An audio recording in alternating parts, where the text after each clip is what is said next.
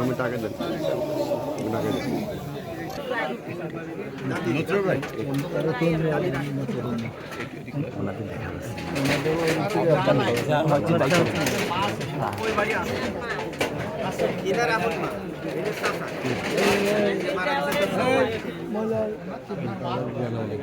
এর আগেও এইরকম লম্পটদের হাতে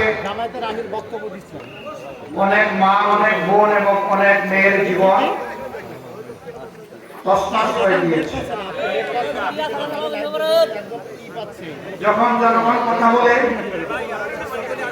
তখন তাদেরকে গ্রেফতার করা হয়, কিন্তু এরপরে আর জনগণ কোনো বিচার দেয় না। এই বিচারহীনতার কারণে একটার পর একটা এই লাভপত্র ঘটে যাচ্ছে। তার পাশাপাশি আমাদের সমাজে অপসংস্কৃতির যে সয়লাভ, ভারতীয় আকাশ কুসংস্কৃতির সুবলে ঘরে ঘরে আজকে এই নির্লজ্জতা এবং বেহায়াপনা ছড়িয়ে পড়েছে। মানুষকে এই পশুর স্তরে নামিয়ে এনেছে এই সংস্কৃতি। এই সংস্কৃতি আভ্যন্তরীণ হোক, আঞ্চলিক হোক, আন্তর্জাতিক হোক, এই নোংরা সংস্কৃতি বন্ধ হোক, এটা আমরা চাই।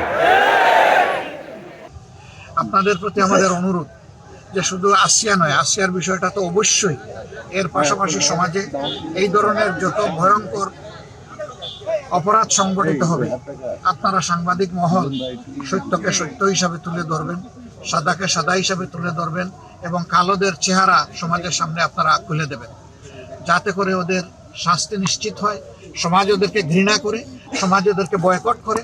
আমরা এটাই সমাজের কাছে আপনাদের মাধ্যমে আমরা প্রত্যাশা করি। আর এই মেয়ের হত্যাকারীদের বিচার আমরা অত্যন্ত দ্রুত দেখতে চাই এবং বিচার কার্যকর হয়েছে, শাস্তি এটাও আমরা দেখতে চাই। তাহলে হয়তো এই পরিবার একটু মানসিক সান্ত্বনা পাবে, দেশবাসী একটা সান্ত্বনা পাবে এবং এইরকম যারা লম্পট তারা ভবিষ্যতে এখান থেকে শিক্ষা নিয়ে সতর্ক হবে।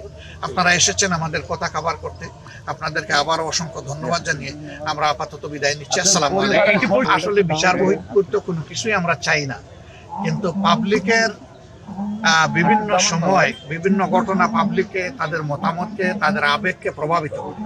তবুও আমরা সর্বাবস্থায় বলি যে আপনারা ধৈর্য ধরুন, আইন শৃঙ্খলাকে সহযোগিতা করুন এবং বিচারকে তার আপন গতিতে আগাতে দেন।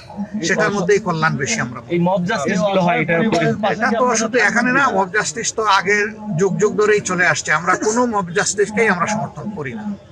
সবাইকে ধন্যবাদ। আসসালামু আলাইকুম।